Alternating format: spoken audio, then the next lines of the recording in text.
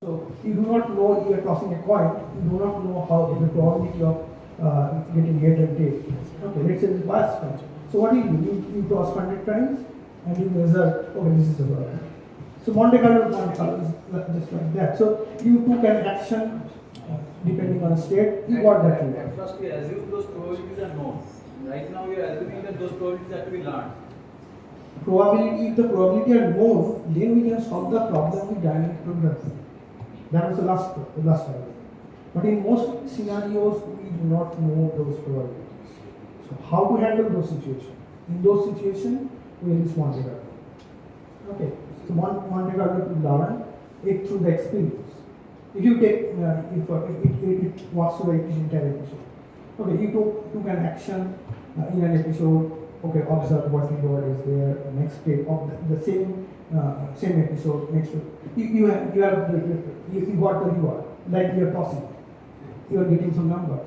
So using that, you sample. Okay, you have take the action for 1,000 data. Now you sample that. The sample mean will be your sample mean will get into those how much reward you want. So this is kind of you obtain through this equation where alpha is state size, beta is reward. BSS analysis method. But the essence is that is Monte Carlo. Right? Now, what is the problem with the Monte Carlo? The Monte Carlo is that you have to wait the entire day to get samples, to get all the data. You cannot decide your policy at every stage. Okay, so you have to for the entire episode you have to wait to get your optimal policy. So that is it. That is the problem.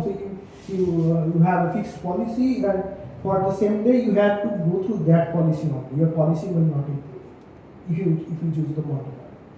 So to address that, we will get to the temporal difference law.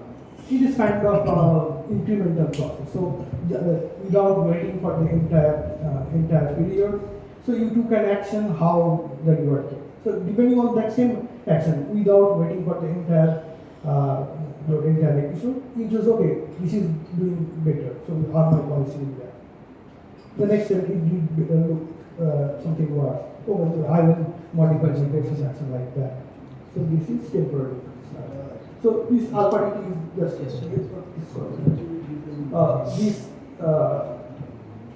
this is known as TD error, this data term, TD error, so through which you learn what is the value of your present state and what is the value of your next state if you take two connections.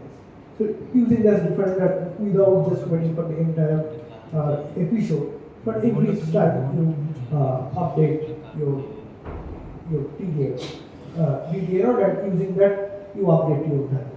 And if you update your value, just which policy you are getting the maximum reward, you get your policy, your updated policy.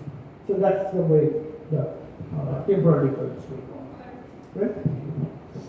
So I will not go much more algorithm. There are many more algorithms like Q-learning. So there are lot more algorithms, and those are not part of discussion today. TD is the core of algorithm. In many cases, TD algorithm can be used, but there are problems with that I want to discuss because my goal is to just give you the idea that you can go through that and figure out. So this is how the reinforcement learning is solved. Now to how to design reward function. So I'll give some So just few minutes. I think I have more couple slides there. Then I will go to the team. Then I will go to the next. Okay.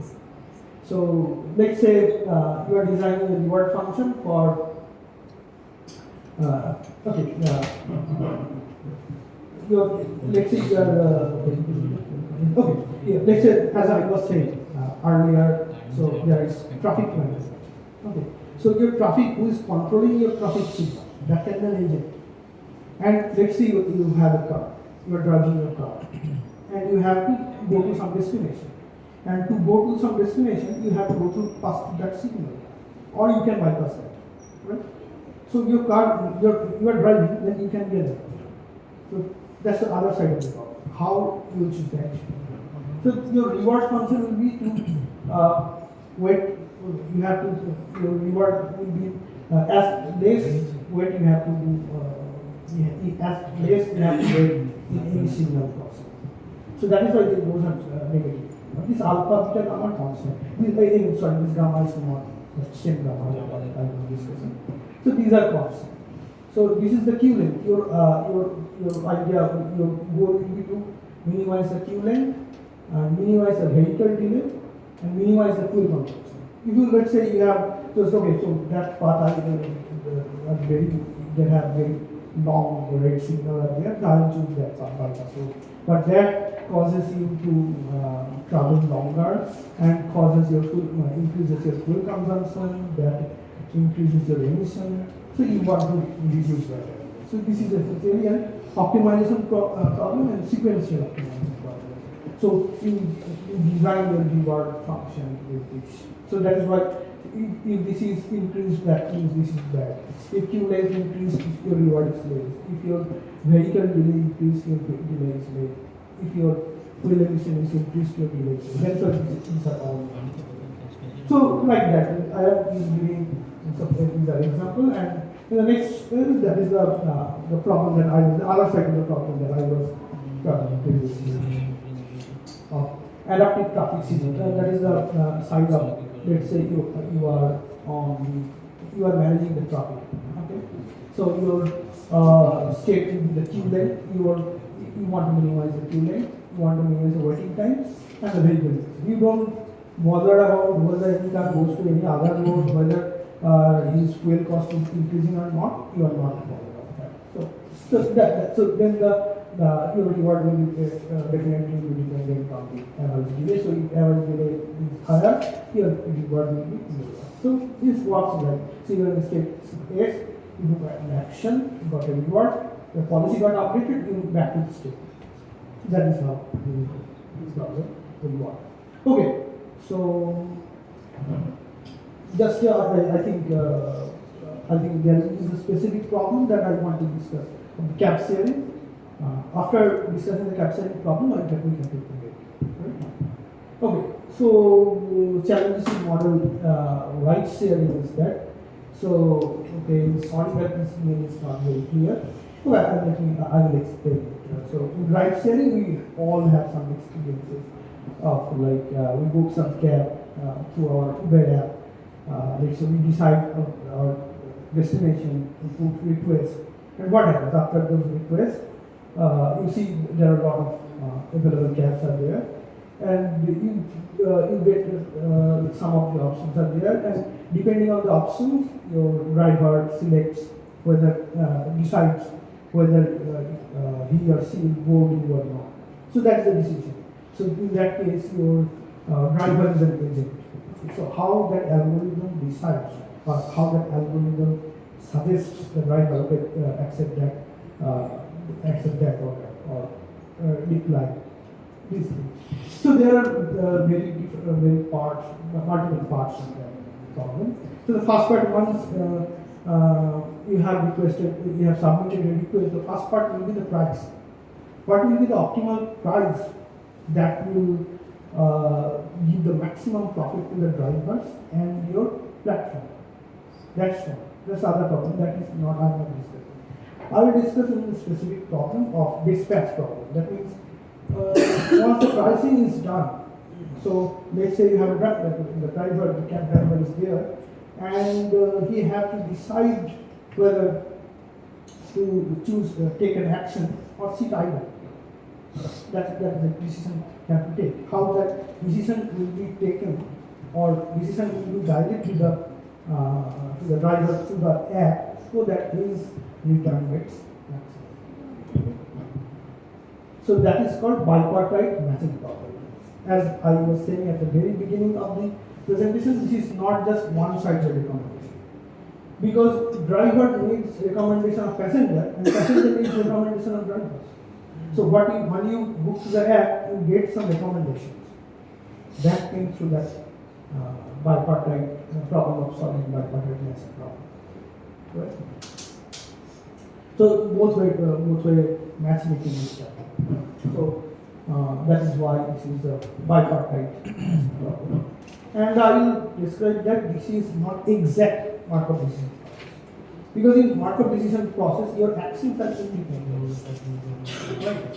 So here, so let's say a driver selected an option or the selected one right, and he is going to pick up the passenger. Now, once he are going to pick up the passenger, he cannot accept the next right. So your next decision dependent on your previous decision. How the situation evolves. After the situation changes, after you complete the right, then only you can accept the new right. Okay, new request. So that is why this is not completely markup decision process, is semi-markup decision process. So what are the states here? States are here kind of grid. You can think of space time that I was saying in the very beginning of the talk. L gives you the location, T gives you the time. That means at any location, the location and time information in any grid of a driver, that is state. And the action is two actions there. He can either, the driver can either fulfill a specific trip request or choosing either. And he can decide, okay, no, if I choose this, if I accept this order, then I have to go to that location. And if I go to that location, I will not get order. I have to stay longer either. So choosing an order or sitting idle are two actions. Okay. So if you choose an action, your location, if you so your state transition from S to S. So if you sit idle, then your in the next step your location and time. The location will be same, but time will change. You are sitting idle. Time is not stopped. The location is same. But if you choose an order, select an order, so you will go to some other place. Your location and time both will change. So that is why it is modeled as spatio-temporal semi-markup decision process. Right? So here your function is defined by this relation, where I am not. This is it kind of look at how we have this definition. It may be looking difficult, but if you consider this relationship, I will not go to this GT of, you remember, sum of gamma k at t plus k. So now your reward is only p, same. If you your fare completed, your reward is same, p is considered. Okay. So p is a constant. If you take the constant factor, and since there are two different times, so t tau naught is your trip time, overall trip time, and tau e is the time spent by the driver theta. So using that relationship can be derived. I'm not going through that. You can assume that. Even that is model required. Okay. So once we have chosen that, and since this is a semi-markup decision process and it depends on both tau naught and tau, because tau e, because if a driver select an order and before completing that order he cannot select an order. So that is why two times. But apart from that, this is the very same temporal difference equation. And you just do the same sequential process to get your optimal order. So that is how you solve the problem. But this is one-sided problem. This problem is modeled considering the driver side. But you have to consider the passenger side also. So it has again a similar considering the passenger location as well.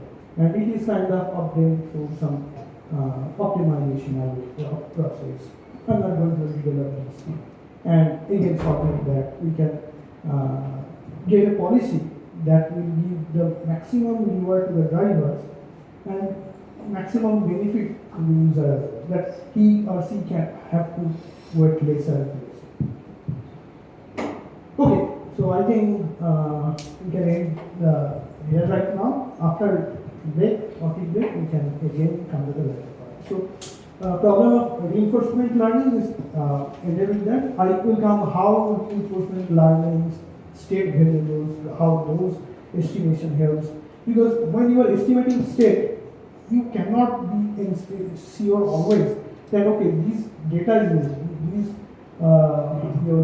this sensor data is there. Depending on this sensor data, you cannot deterministically make some estimation about any state. So for that you need Bayesian process to learn. So this is completely different thing, and also that helps. Let's say you have multiple sensor data, how that helps in those situations that we get. Okay, so we can. Sir, 10 minutes. Oh. Sir, you please sit. Sir, madam, should I do 10 minutes?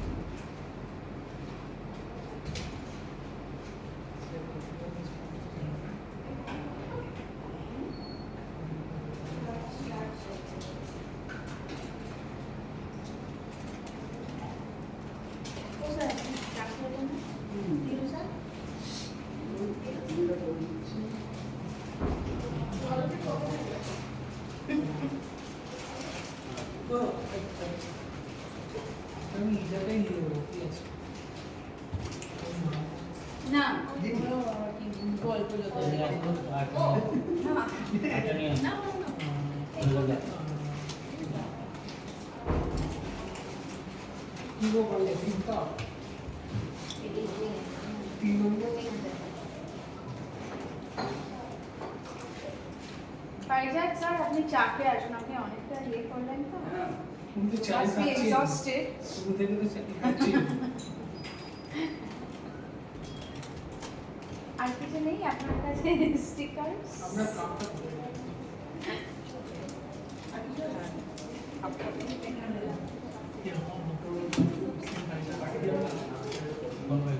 করছি ওখানে দামটা নিয়ে কেন না, আলাদা আলাদা করতে হবে? হ্যাঁ आणि ईमेल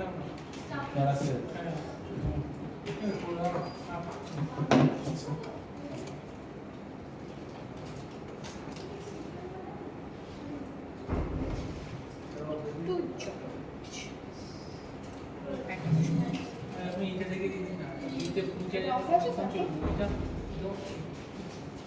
এটা किसके ফার্স্ট 1 ঘন্টা রেকর্ড হচ্ছে অফলাইন অটো টাইম হয়ে গেল মেকআপ করতে হবে চাপে রোগী থাকে রোজই থাকে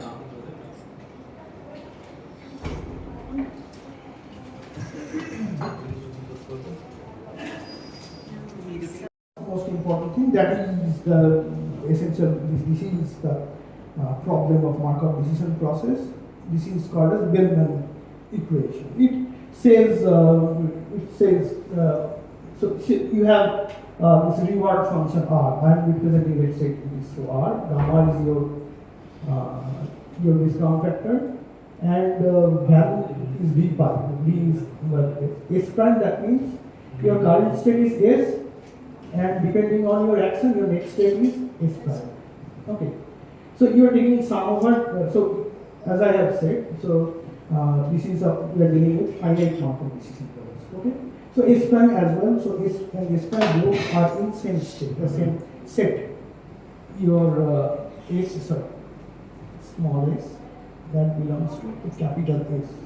It's set. Even at the next time you got to S prime.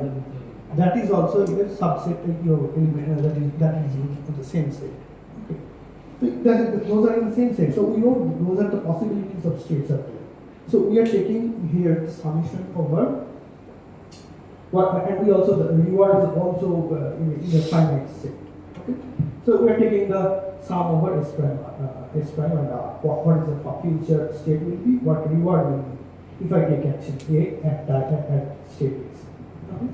And at the current state, the reward is R response. So this will be summation, and then we come to the pi. Pi is the policy.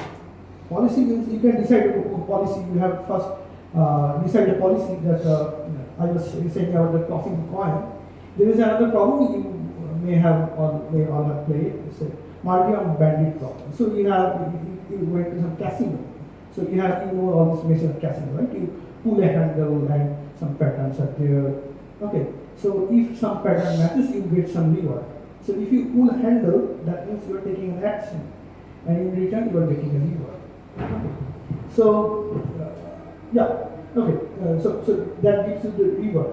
Now let's say you have chosen an action, your state is transitioning to state S prime. So there will be some probability. So you can not always you cannot be most of the real life problems are not deterministic.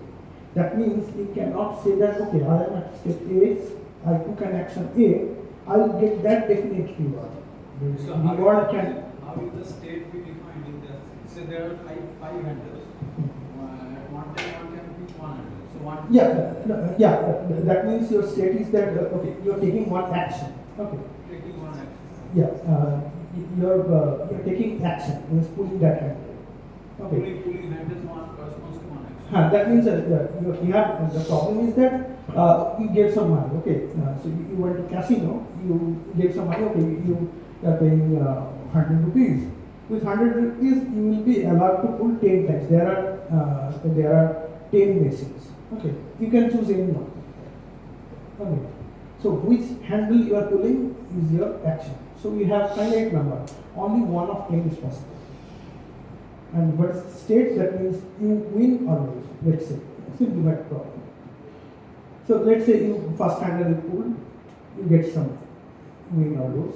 That's the state. You chose one, and your current score is that is your state. So your goal will be to maximize your return. That is all the problem of reinforcement learning. How you learn sequentially? You have to first know. Okay, that machine has a distribution of getting this reward. It has larger probability of getting reward in that machine. Then you will train to decide. Okay, so you know that probability. How do we map the Yeah. corresponding to the wheel. Yes, that is kind of that is called epsilon division. So you start randomly. It's also okay. You have 10 machines, and let's say you have to play much larger amount of time. So you randomly pull handle. So you are pulling handle, then you are observing, okay, this machine seems to be getting you more reward. So its probability distribution of reward is much higher. That means if I choose an action, the state of becoming getting the reward, getting reward means your state is changing. So this kind of this transition into the state with higher rewards is higher for that machine. So you know that probability. So this probability is P. Now we come to the next point. How to address this, solve this situation. Okay, the most important problem is policy. Policy is pi. Policy is depending is that okay.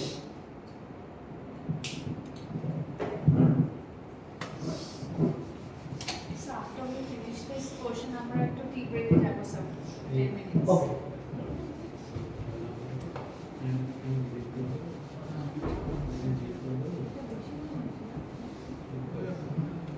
Okay. So let's say pi is called as policy that is coming in all the way, that is V pi. That means it is following some policy. Let's say you have this 10-arm bandit problem. Your policy is to first choose each of the handles equals that because you want to guess the probability. So that may be a policy. The policy can be different. You may choose, okay, you have started a different policy. You have some previous knowledge that, okay, my friends are telling me that if you put those machines, around last 3 machines you have some of one higher probability. Then you may choose to put those handles more. So how much you pull this action, how the actions will be taken depending on your state, that depends on this policy. That is why the policy. Policy maps your state to your action. Depending on state, which action will take, that gives the policy. So using that, so given the pi AS means AS. Given a state is what is the probability of getting action A? So that is that is policy. So this essentially gives you the value. The transition possible in the state corresponds to an action. Yes, that is the transition probability. At state A, you took an action A depending on your policy. Okay, so if you have a policy, your action for any state depends on your policy pi. So depending on state A, you took an action A, and it gave you transition to probability of transition to state S prime with reward pi. So that is the probability. Reward pi. This part. Okay. So that is a transition probability. Now the key challenge in reinforcement learning is to solve this thing. If you solve this thing, you solve reinforcement learning. The problem is to find the optimal policy. Actually, the path through the state diagram is the policy. Yes. Yes. Through the transition. Yes. Right. So he is completely right. So how the path you choose, that is your policy. Depending on your states will get changed, your environment will get changed. Depending on that, how you choose your path, that is your policy. And how you choose that outcome that you solve this equation is to find the optimal policy. So there are a few ways that one is the dynamic program. So one problem is in the dynamic program is that you have to have the complete knowledge of this probability. How to estimate this function, estimate this mathematical expression, you need to have knowledge about this probability. If at state S you choose an action A, what reward will be there and what transition state will be there. That transition probability you have to know. So if you know that, then the problem is very simple. The problem is evaluate This is called the policy evaluation. If you know the this probability, you can calculate. You start how you start. You don't know what policy is good for. Okay. You start with a random. You start with a random value. You say that okay. So my policy is that a value. If I choose that state, I will get that value. So it is a random start. So that is how it works. So you started with the random value function, and this is iterative process. Okay. So for step k, for k equals to 0, it is from value. You get 1, then you replace that value v1. Then given v1, you get some another. I'm not giving the expression because it will complicate more. This is kind of similar to this is the state value function. It is state action value value function that depends on the state action pair. So you get for each v1, you get q1 is it. And you optimize the for every policy. It depends on your policy. And I think the state is actually an encoding. State is actually an encoding on the variables that you are handling. Means say that there are 5 arms. If there are 5 arms, then 2 to the power 5. That is, say there are 3 arms, 2 to the power 3. 8 states are possible. Zero, one of them is 0 and 1. Right.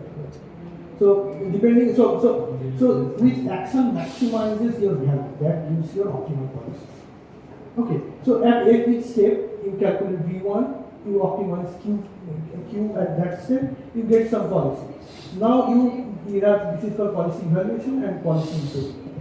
So these steps go hand in hand, and you go until you reach some kind of, let's say your pi value is converging to it. It is converging, that means you get some threshold. If it is less than threshold for previous step to last step, that means you reach your optimal value. So what does Q mean?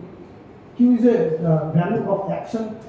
This is kind of similar to your this value. This value is dependent on space on the state only. This is state action.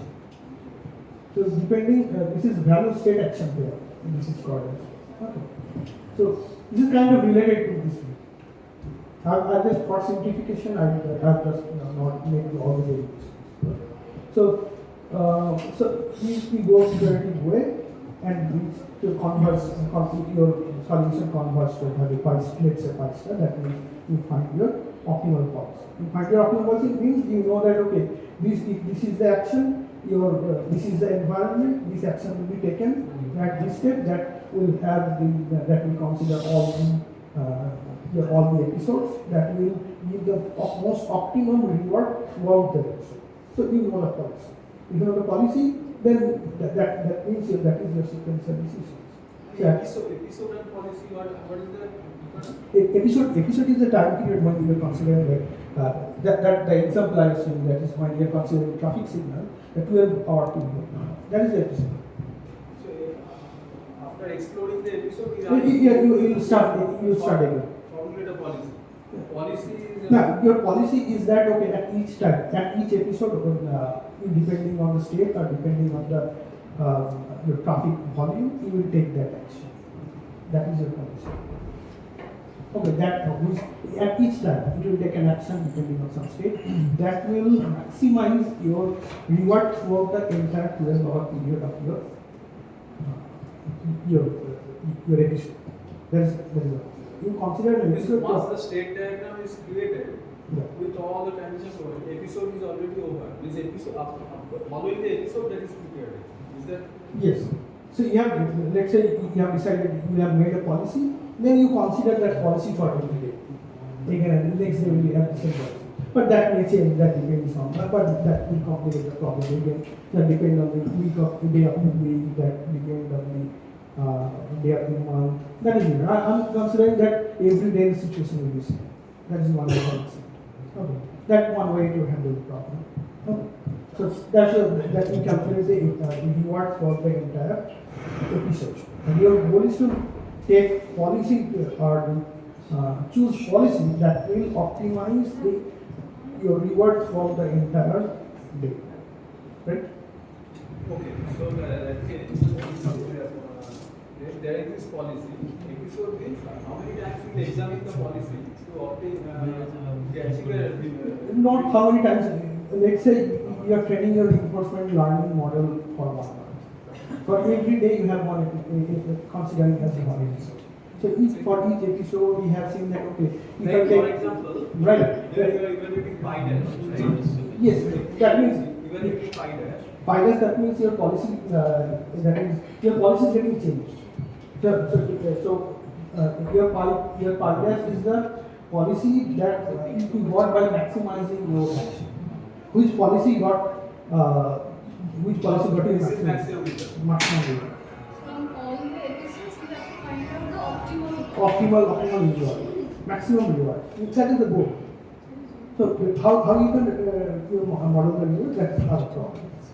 Okay, so that is your this is the dynamic program. The main challenge is here is that in most of the scenarios we do not know, or it is kind of impossible to know this program in real life. So how we understand that we can that is handled through Monte Carlo. So what Monte Carlo means? Monte Carlo. So what dynamic program was with dynamic programming assumes that it knows that problem. If you know the probability, that problem, your half of the problem is solved, and you can solve this through dynamic. But in real life scenario, you do not know the probability. So how to address that? Using Monte Carlo. So Monte Carlo it learns from experiences. Yeah, as I said, you are training your reinforcement model for 1 month. So every day is your resume for every day your 40 year hours. All that we discussed before is actually Monte Carlo. Yes. To fix No. All those before are not Monte Carlo. Monte Carlo is coming to now. Monte Carlo is kind of what Monte Carlo does. Yes.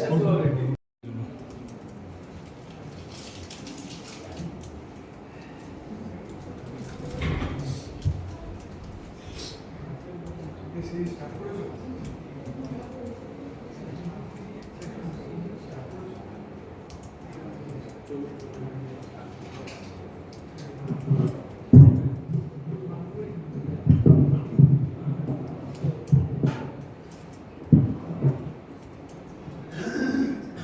So, good afternoon. So I think I can transfer to the next part of my presentation. That is not reinforcement learning, but an important aspect, because when we are trying to solve real life problems with reinforcement learning, we are estimating states. Right. So states now evolves with time. So depending on your action or your external factors, your state values evolves. So let's say it could be climate or any other factors, it evolves. So how it evolves, and one thing is that classical process is to make a point estimate, point studies. So you make an estimate, okay, the value of state at that point of time is that, depending on your observation. But most of the time, those are wrong, because that value you are getting through some numbers or some reading from some instruments, some sensors, that does not reflect complete truth. Okay.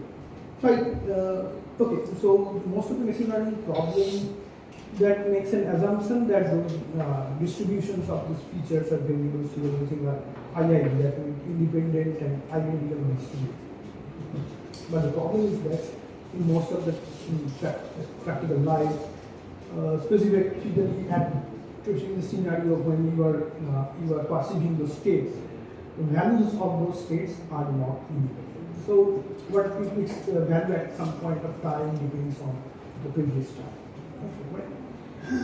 So how to get an estimate of that state with its not only value of that time but the time before, to make the correct assumption. Because you are observing some number, some sensor, some detector, you have noticed that okay, that machine or that weighing machine seems to be prone to be little lecture. Is it true that when we try to discover the states, Right. abstraction plays a big role. Exactly, abstraction plays a big So, role. suppose That is called latent state. I'm going to come to that. Now, in order to get a good feel of the abstraction, one should know the science domain. For example, if somebody is modeling, say, rain and clouds and temperature and all. So, if he knows how the water vapor has a water humidity, how the phase changes of water happens. So, if that knowledge is psychometric, that air conditioning, refrigeration, those people know. Right. So, if they know those fundamentals, That the definitely model is better. that model is better. So there is a other aspect of things. So those are very recent right now. These are field of research known as PIL, physics informed machine learning. So when you train a model, that depends, or if you optimize some loss function, right? So that loss function depends on your physics. That's a physics informed machine learning. That's one aspect. So if you know the science behind that, that is all that always helps. But in most of the cases, you do not know. You have to pass it through the data. You do not know the law. Okay. So it's like if you are measuring force and acceleration and all, if we apply Right. Newton's law, it is easier to, the model is a better model. Is a better model, but when you go to the smaller and smaller dimension, your Newton law will not apply. So that it goes to the regime of quantum. And if it goes to the regime of quantum, you have to do it probability. You certainly do not know the exact location or position or momentum of any small time particle. You only know the probability. So even that you have to deal with that concept. So how to deal with that? That is the way I. Okay. So that depends on that. Means that I was saying your state that evolves, your environment evolves with time. So to make a correct estimate of your state or environment, or let's say in kind of things of Bayesian environment. Instead of just point estimate, you estimate how the probability is changing. What is the probability of right now? This is you are observing this, but you're making an assumption that okay, this is the probability. It is just a kind of a randomness. The correct position could be like something else. So making temporally or sequentially that estimation, your Bayesian models, state space models. So some example is like that, a hidden state. So as I was saying that, so let's say you are weighing, you are taking your weights, weight machine, and you have noticed that if you have checked your weights at same time at multiple weighing machine, you can have little different number, not much but little different. So why that little difference is there? That is instrumental error. So that means you are not getting the true state. You are only getting an estimate. So how to then that means there is some noise, there is some uncertainty of what you are observing. So how to handle that? So for that you need state space model. That means what you are observing is observable feature. Underlying there is some hidden state, hidden truth is there. So what you are observing is some manifestation of that hidden truth. That is the essence of state space model. Okay, so your hidden state is extreme, and this is you have some transport dynamics and sensor data is one. So using sensor data, single sensor data, YP can be multiple sensors. So using multiple sensors, you can how you can reach to a hidden truth or some estimate of the hidden truth and its uncertainties. That's the. If you can have that estimates, then it will help in many things, not only in reinforcement learning but many other things. Let's say tracking problem. Okay, so you have some camera. Your camera is observing something. Let's say you have multiple drones camera.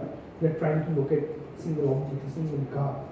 So they are capturing same image from multiple locations and gathering those information and trying to estimate what actual location is there, measuring the actual velocity of that car. So that's a tracking problem.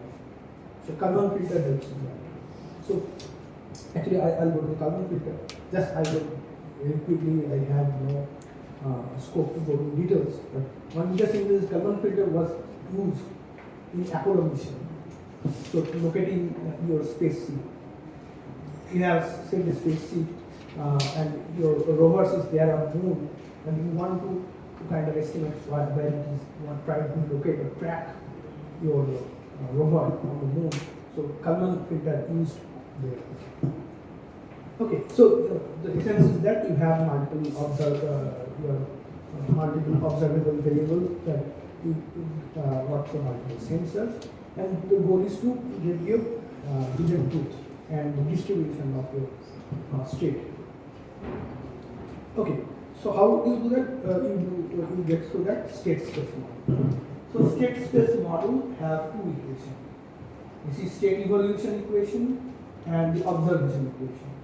Where x is your hidden state, and y what you are observing through your let's say your sensor or instrument.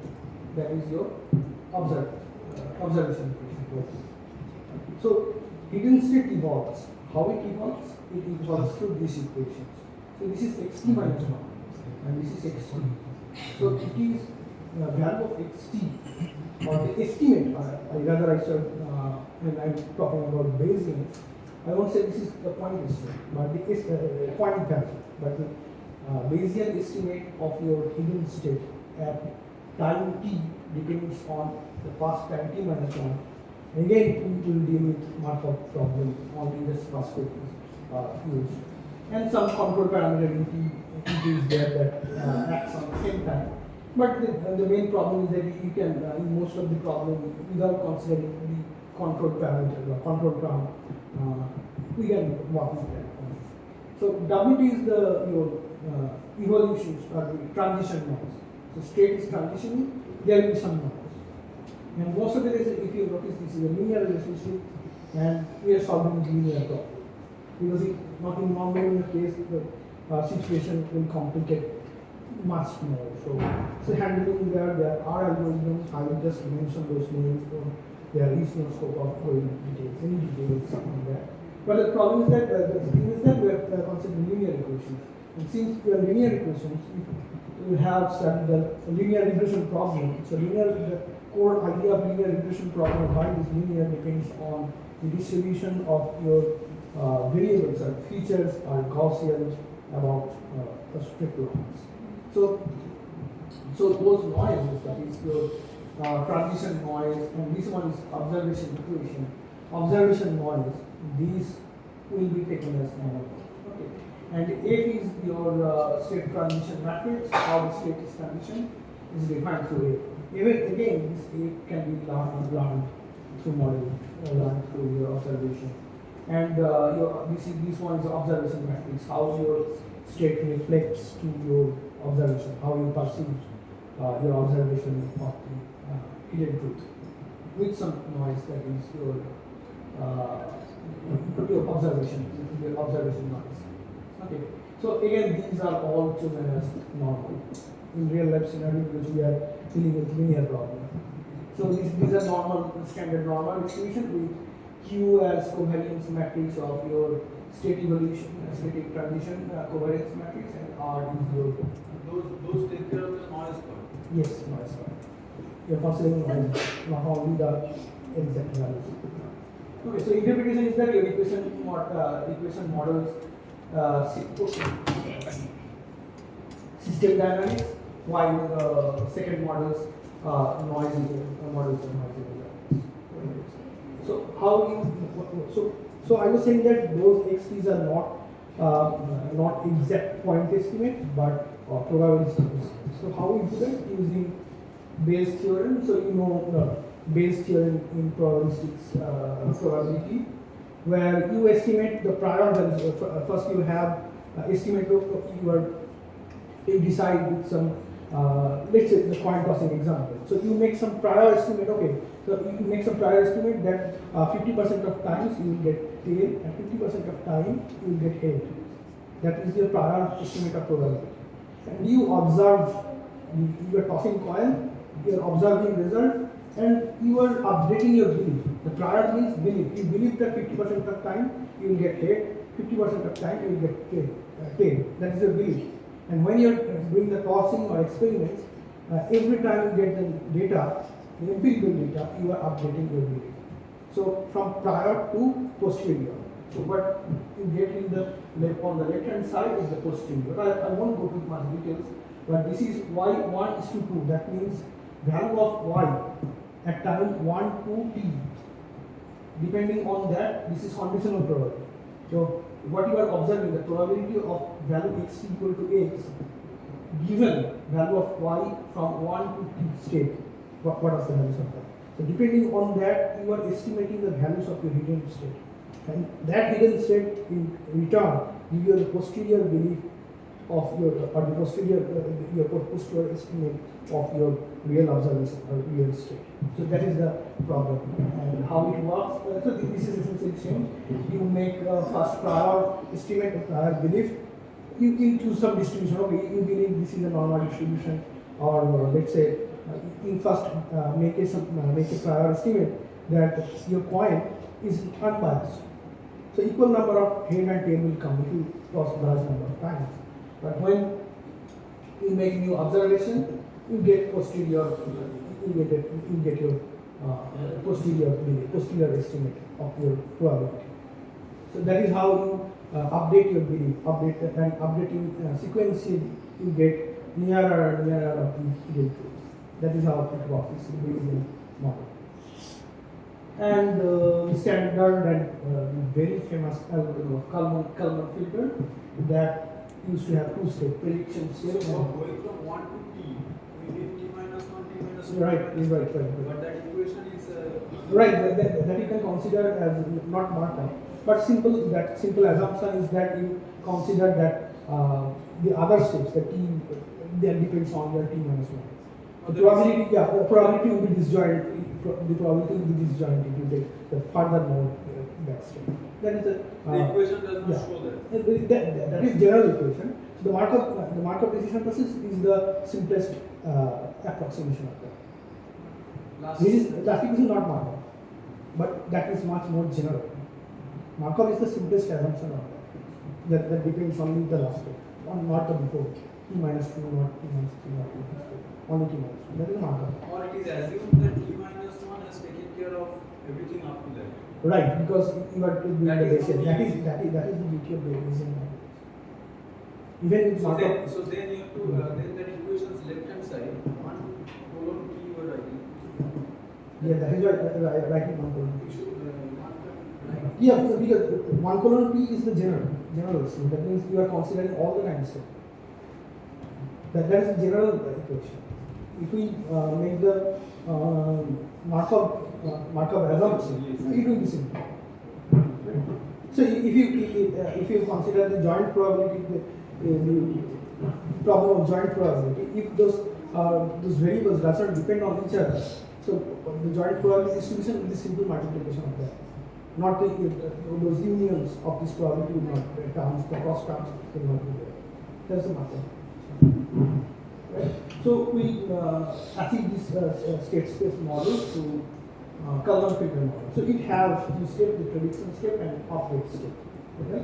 So I'm just going through, not going much details, but just saying what these equations mean. This is the most in the prediction step. That means your x hat t. I'm saying x hat t minus 1. Here you see that I arrive to the marker. So making this is hat means we are not considering the exact value, but estimates only. Estimate of x at time t depending on what its value was at time t minus 1. This is estimate, and it evolves to the state equation, that state space model equation that I have. And how it evolves, and this is how this p and q. P is your covariance that I showed earlier. So not only the state, you have an estimate of covariance, how it is evolving. And how it is evolving through that you have the transition matrix through that. Right? And Q is your observation. Right? Covariance matrix. and it is related to the update set to the KT is known as, I'm just going to name, if you are interested, you can learn about that. KT is the Kalman filter, and beauty of this thing is that Kalman filter, it is the gain, this is known as Kalman, gain of the Kalman filter. So its value, it shows how your sensors performing, how your sensors data are nearer to the truth, or it is far from the truth. That depends on the Kalman filter. Okay, and this is the equation how that, and from the prior belief, this is the prior estimate. From that, you get the posterior estimate. I should have written this is x cap t given t. So given value at t, you get from the prior estimate to the posterior estimate of here.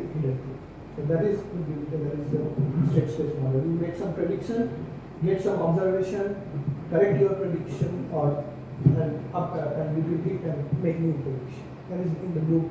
You are making the updated belief and making new and new estimate and going nearer and nearer to the electricity. That is coming. So that is very much helpful in, let's say you have considered, as I was saying, there are multiple, in kind of smart mobility, there are multiple kind of sensors that can be possible. Let's say using multiple sensors, you are kind of getting to, you are trying to reach to the single truth, that is, what is the exact location of the car. Okay. So your GPS location, you have, maybe you have noticed that when you have opened your Google map, so your location, your current location changes rapidly. So it shows some error. It says that, okay, so error bar is 500. Sometimes it gives you notification that your estimation is not very correct. It kind of 500 meter or 100 meter error bars. So there are these noise. How to handle it? Let's say you have there are multiple GPS devices finding your latitude longitude value to a single object. Then how to combine those to reach a final truth? So state space model handles. This is called sensor fusion.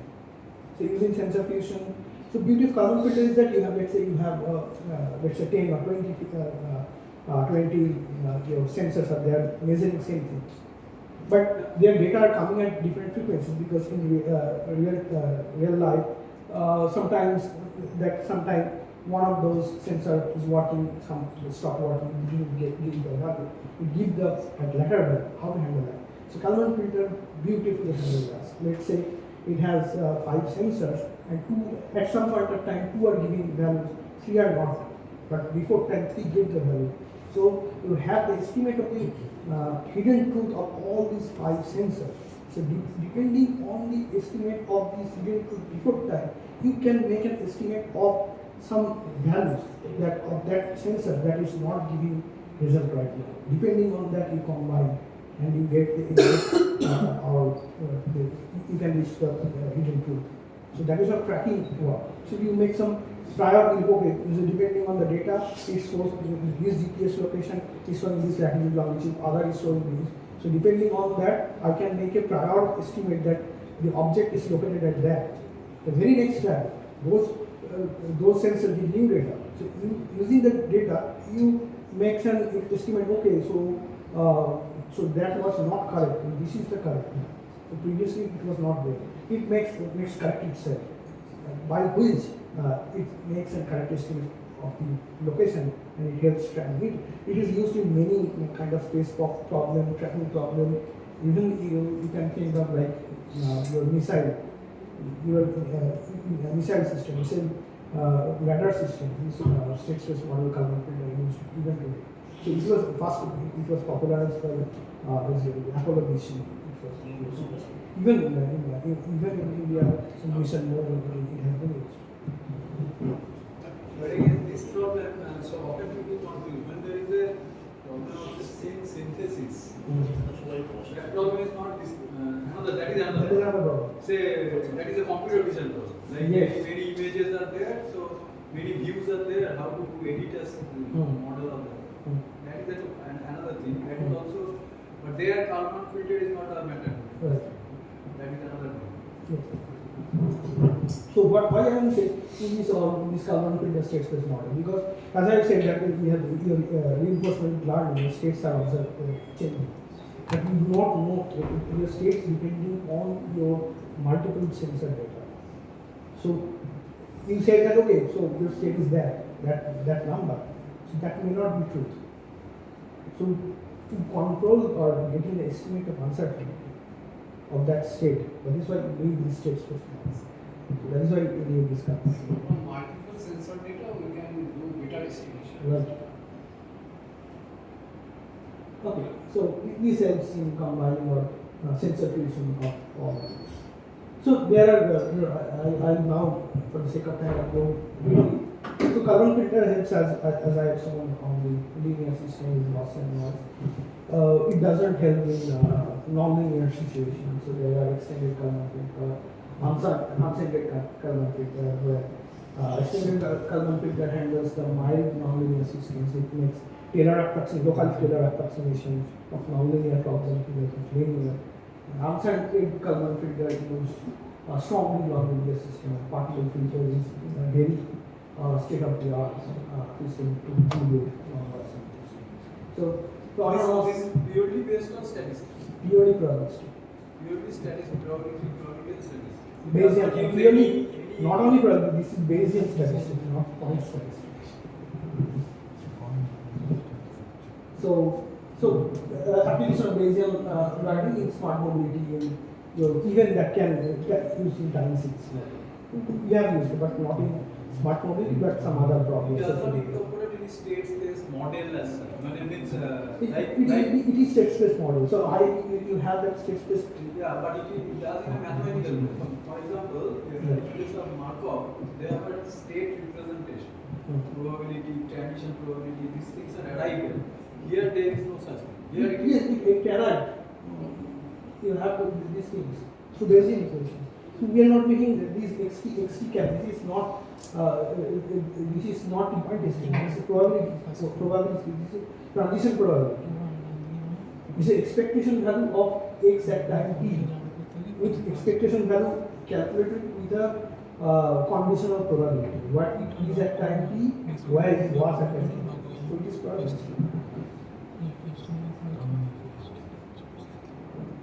So it helps your sensor fusion, even in demand forecasting. The other goal is to get into the sequential, you are observing states sequentially, you are trying to get the data to make better sequential system. So that's right. So okay, now I am going to another problem. This is completely different problem. So this is the last problem I try to address. That is, you are doing multiple sensor data.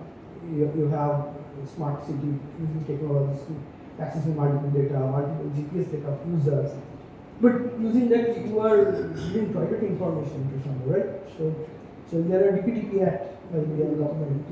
You cannot share the private data. If you publish your private data from third party, you can have huge amount of data. So how to solve that challenge? So that comes.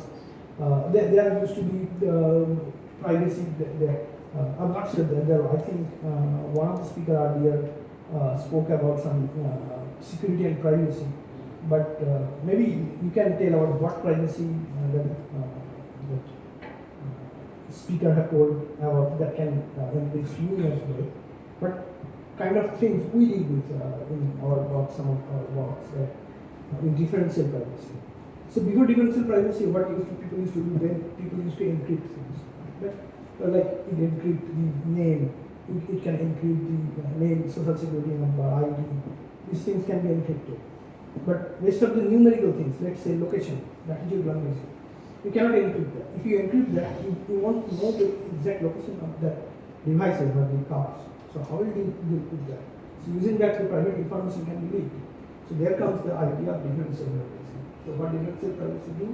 Differential, let's say two different, it adds terms. I'm not going to the details because I have not much time there, but the idea, again, the core idea is that to add noise, optimal noise in such a way that the numerical values got changed, but overall statistical characteristics remain same. So that's the idea of differential. So that's the field we work and yes, it's a and this epsilon here is the parameter with which you can control how much noise you will give, how much utility. If you encrypt the data, you have zero utility. If you add noise, your utility will reduce. How much noise you will add, so that your purpose solved, but your private information doesn't move. That's the idea of differential projects. And in specific in smart, I'm not, there are Laplace mechanism, Gaussian. So these are mechanisms to add noise. There are a lot more things, but I'm not going deeper. But the problem is that let's say you have multiple cars, multiple devices sending private information each. So you can build models on top of, on each of these models, on each of the for each of the data or each of the devices. So if you send the raw data, the private information got linked. So you can what can you can do? You can send privatized noise added data from this. This is called federated differential privacy.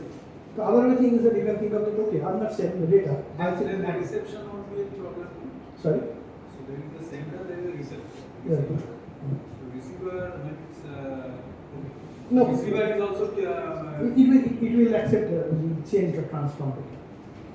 so it will It will see it that- will have capability to remove the noise. Right. No. The capability to remove that. If you remove the noise, then you can get to the truth. You can hack the private information. Let's say you have a data set, right? You have a data set that consists of private data. Let's say you are insurance company, okay? Or you have the private data users, how many users spending on grocery or medical care or education. These data are there, but you cannot send that data to the machine learning team. If you share the machine learning team, the machine learning team will have the private information of your users. You cannot send. So you have to private. How you send it? You add noise.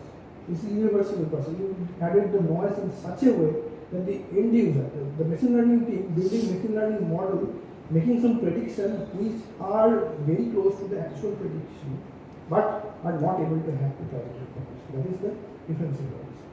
Now, in case of this vehicle problem, Actually, noise is not injected into data. If you are injecting noise, means data will be lost. no, noise We are is injected. injecting Noise is gradient. injected to the data. That is why the parameter epsilon, differential privacy parameter. You control how much noise. No, sir, I'm saying Where noise will be. that is not directly not into the data, but the Directly gradient. to the data. It means, let's say you have a source that is in military zone, your organization's data. So that data is intact. It is not changed or noise. When your data is sending to a third party, noise is added to that. Yes, sir. That's what I'm saying, sir. Right. If you are injecting noise, then there will be a removal process at the end. No, So, if you differential no, privacy- no. The thing is that the purpose, your business goal. If you need to remove that noise, then you can hack the private information. You have to get the penalty. But there is one will be able to remove the noise. He is the intended receiver, intended user, but not. So what he Right. said that if there is a data that is being sent, the processor of the data has an approach to remove the noise, but in the media it will not appear. Yeah. Any third party wants So to that get will the depend noise. on the means role. If I say that okay, so that client that I need to send this data to that team. With that team, I have the agreement that he will not be legally bound to not publish the data. Then I can give the data without the noise. But if the team is not bound to that, then the private information is leaked. So there is complete DPDP, not only in India. It is much before US the GDPR Act. You cannot publish the healthcare data. So there are a lot of cases happening. So a lot of even I think I forgot which some bank few days back their private data got hacked and they have to give a huge penalty. So we are right now working with some This of the mechanism does not stand aside to the cryptographic principle. Cryptography is a part of that. Not using cryptography, you can encrypt the entire data. Then the data is lost. You cannot use that data. But using noise, that means you are using noise in such a way that its statistical characteristics remain same. Even it is noise is added. The noise Because is differential privacy generally, sir, direct data is not direct data. They are not giving. No. Suppose you are averaging some data. In that data, that equation itself is saying that Whatever the No, data that is more what or that less. is. It is No, that general is what data. Averaging or It's something. not secret data. It's something that is sensitive data, but it's not Sensitive secret data. data. Yes. No, even it can act on the aggregate, so average data, even in total data. You are adding noise in such a, you have to use things called sensitivity. So you have, there are algorithms to identify which part of the data is sensitive. But that part needs no noise. But non-sensitive data, you don't need much noise.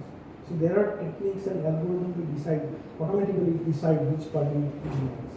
So that is why the noise is added such that the overall statistical characteristics remain same. You can still build machine learning model with that. Even with injected noise, you can build machine learning model. That is possible. So that is the idea of injected. The other thing is that the federated learning, your models, the machine learning models itself is differential types. So he is asking how is the noise getting created? The noise is sampled from some distribution, be it Gaussian, it Laplace. So you have to add noise sample from those distribution. The probabilistic. So it is like, say, Right. the data, there is 50% male, 50% female. Okay, so there is unbiased. Now, if it is a bias, then 20% female, 20% male, or That means you have to, 80% female. then you have to add that much of noise. So that changes entire distribution. So, But that means your utility lost. But the noise would be added somewhere, let's say 50 or 49 or 50 to 48. But with that, your primary information is right. So there are ways that so can be. by noise, the ratio can be a little bit changed. Right. Something like that. Right. So there are ways that you're building machine learning model. The model itself is differential private. That means when you are building machine learning model, you know all that you estimate some parameters, right? Machine learning, well, when you are doing some supervised learning, you are estimating some parameters. Use some gradient optimization, right? So gradient are clipped and add a noise to it. So that way, your machine learning model can be completed. And the idea is that add noise to parts which is not necessary to be read. Right. Something that is necessarily to be read, that can be kept like Right. that. So because the sender knows that he wants to publish that. Right. So that's the way. Means even you can. There is an idea called federated learning. Federated learning means there are multiple source points from where the data comes. You do not want to build the data, gather the data together and build model that can give some truth and the privacy. Instead of that, you build model with each part of the data and aggregating that model using differential privacy. So that's one idea of federated learning that can be used in this problem of in a smartphone where multiple data is coming from multiple sources. So that's the idea. So now we are in the end of my presentation. So the future directions is what I haven't talked about large language models, how that can be used. That are the future directions for smart mobility. Although there are lot of things in the large language models, the problem with explainability. So the explainable AI, responsible AI for future direction. How can you use if you use the large language model, what is happening inside the model you do not know. So all these industry of agentic AI, AI engineering things, so they are using large language models in black box. They do not know what inside is there. So the whole problem is engineering problem, but there are a lot of consequences. There are a lot of negative sides that are coming. So these days, a lot of companies that they sack their employees because they thought that their large model can replace their employees, but there are issues with that. So they are feeling like that. So the next challenge is how to estimate, how to handle those things. These things are there. Graph neural network is an interesting thing. Is neural network depending on the graph structure. Because in smart mobility, you know that this is spatiotemporal graph. So handling those things with space-time graph. So vision language model is one that the language model deals with the language only. Vision language model deals with the vision, that is computer vision data as well. So these things are there. And world models is a probabilistic model. Language model that learns probabilistically. So it understands the uncertainty as well. So these are future directions, but yeah, these are directions, and next generation mobility will use multi-agent AI. So essentially multi-agent AI that means they are talking about multi-agent LLM. But multi-agent reinforcement learning is another thing that is useful. The edge intelligence is things that you are calculating not only centrally collected data but on the device itself. So these things are future directions that people are thinking about or doing active research on. So yeah, so these are the key takeaways from today's presentation. That is, what we learned in the smart model is fundamentally data-driven problem, not a rule-based problem. The reinforcement learning optimizes sequential decisions, state-space model, estimate hidden dynamic states, and Bayesian learning quantifies uncertainty. So that is a key takeaway. That if you are interested, you can go on there. I can so in these days of AI buzz, very few people are actually working or thinking on this direction, using how to handle the uncertainty. So that's the kind of very deep. The thing is that in industry, very few people are kind of doing these things or valuing these things. In most cases, they don't see kind of even finally like reinforcement problem, mild, they have mild, they don't see long future, they see the immediate business goal is to do some agentic solution and do some business, but there are some side that is affecting negatively. So that can handle the Bayesian things. And differential privacy is another because privacy is a challenge today. So as you have more and more data, keeping privacy is a challenge. So the future mobility will be powered by collaborative, explainable, and autonomous. So the open research questions are can language model, intelligent transport system, dealing with the uncertainty, and how to build trustworthy, explainable system. You are using LLM, but you do not know what it's doing. You are taking decisions. It is making noise. It is making some errors, and your sequential state. So error will be get propagated. It will be exponentially increased, and you will get to some very wrong directions. How to handle those things? Those are future research questions that the computer science, the AI, the data science industry have to do. So thank you. So I went there. So you can have any further questions or suggestions. You can go on. If anyone is having some questions, please.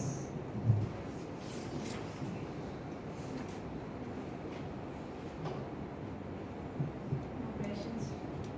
Maybe we have discussed. No. So one thing I was curious. So when I was seeing that some I don't remember the name of that speaker. Someone of those has spoke about security and privacy. I want to know security. I understand, but what aspect of privacy he talks. If anyone Yeah, have any it's spoken about. anyone have any idea what was the gist of that? Did he talk about differential privacy or Yes, sir. Yesterday, Sourav Mondal. Sourav Mondal. we discussed about the practicing cybersecurity what the people do with the practices. Right. Many laws, this, that, and that. Right. So many cybersecurity specific procedural checking of laws, what are the laws they do those things and practicing this. Understood. All the policies and all. Okay. Personal data privacy mainly. Yes. So differential privacy is actually what we address. How do you use those data with the compliance with those GDPR Act, those things. Yes, The but differential you privacy. are not getting about those things. Yeah. Acts. Thanks. Okay, I think very good discussion. And okay. Yeah. Thank you.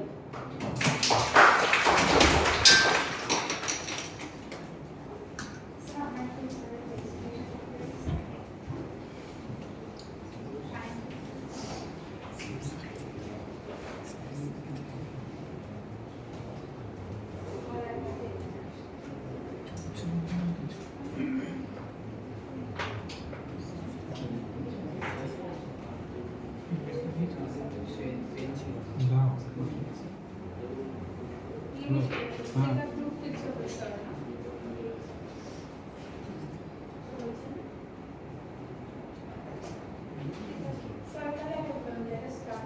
সব থেকে নেবো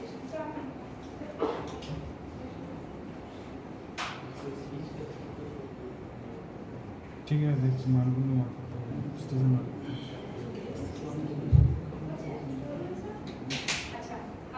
We had a wonderful session, an encouraging session where there was lot of interaction with our respected speaker. So as it was said earlier, as Sir had requested that the felicitation to be held at the end of the session. So we've come to the end of the session, and for Sir's felicitation, I would request Professor Shantanu Nag Sir of Computer Science and Engineering Department to kindly read out Sir's bio before Sir is being felicitated. Sir, take the instructions. Namaskar. As we have already been amazed by the beautiful lecture. Let's do a little introduction about Dr. Sourav Mondal.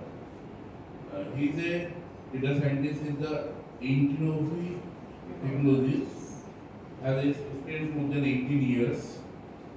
He is a distinguished data scientist and computational researcher with a unique interdisciplinary background that bridges statistical physics, AI, and data science. With over 4 years of professional experience in machine learning, deep learning, and NLP, and text analysis, he has successfully applied advanced computational techniques to solve complex real-world problems across multiple domains. He is currently working as a data scientist at Entiovi Technologies, where he develops innovative AI-driven solutions involving predictive analytics, machine learning, deep learning, generative AI, privacy-preserving technologies, many more. Before transitioning in the industry, Dr. Mondal built a strong academic foundation as a statistical physicist, earning his PhD degree through research in lattice Gauss theory, an advanced field at the intersection of quantum field theory and statistical mechanics. His doctoral research focused on developing sophisticated variance reduction algorithm based on Markov chain Monte Carlo method for high precision estimation of physics observable in lattice quantum thermodynamics (QCD). His one of the notable scientific contribution was accurately computationally estimation of the mass of a single heavy muon using lattice QCD. As a result, that was subsequently validated by the LHCb experiment at the Sun in 2017. He was also carried out extensive research on the chromodynamics properties on quantum electrochromodynamics at finite temperature and density through advanced Monte Carlo simulation, demonstrating his experience in computational modeling and scientific data analysis. As a resource person of this Auto FDP, sponsored by the Faculty Development Program, Dr. Sourav Mondal has already shared his expertise in machine learning, deep learning, generative AI, and privacy-preserving AI offering, to all participating valuable insight into the latest advancements in the intelligence computing and their application in academic research and industry. Thank you, sir, and all the best for you.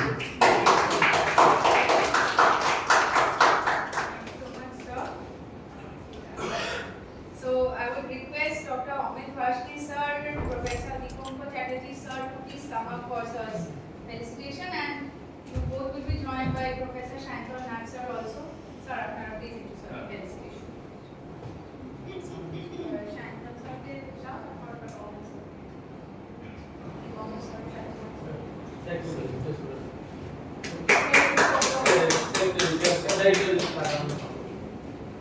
Finish it.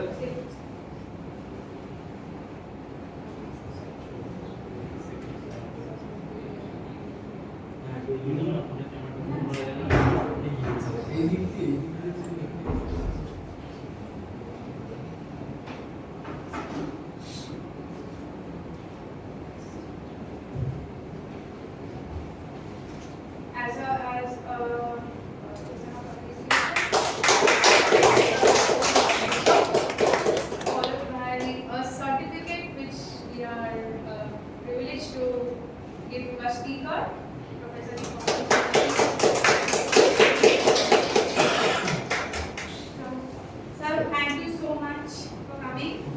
It was a pleasure to have you here.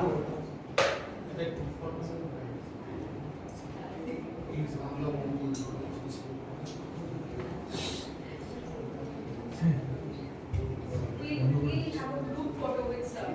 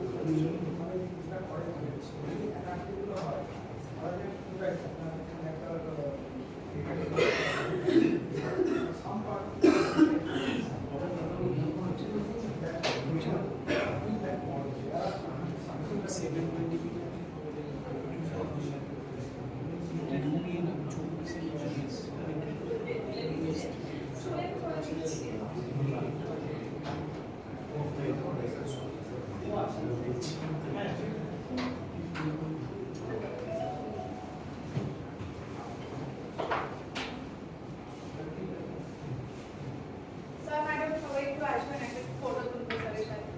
যদি চলে আসুন।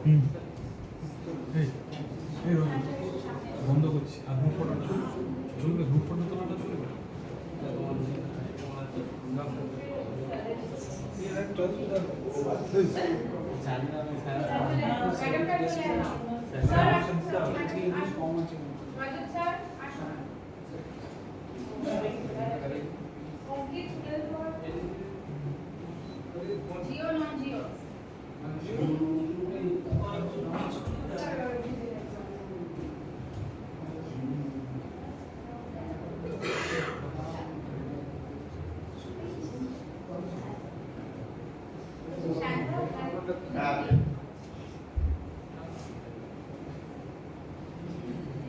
আসছি সবাই প্রেমে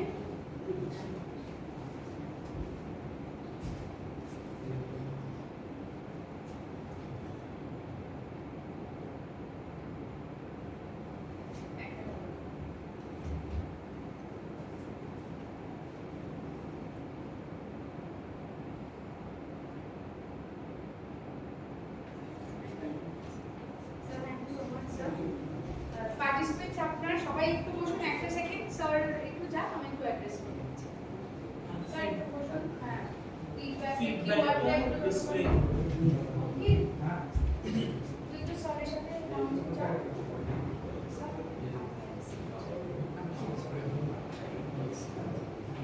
paper পাতা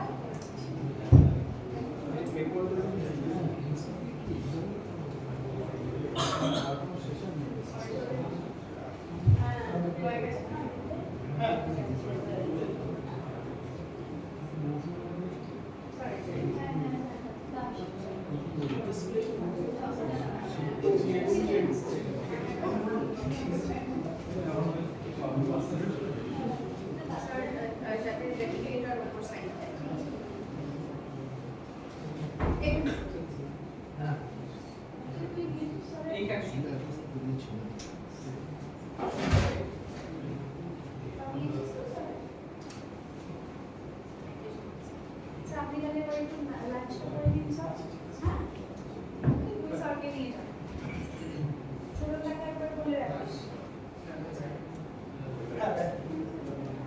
sir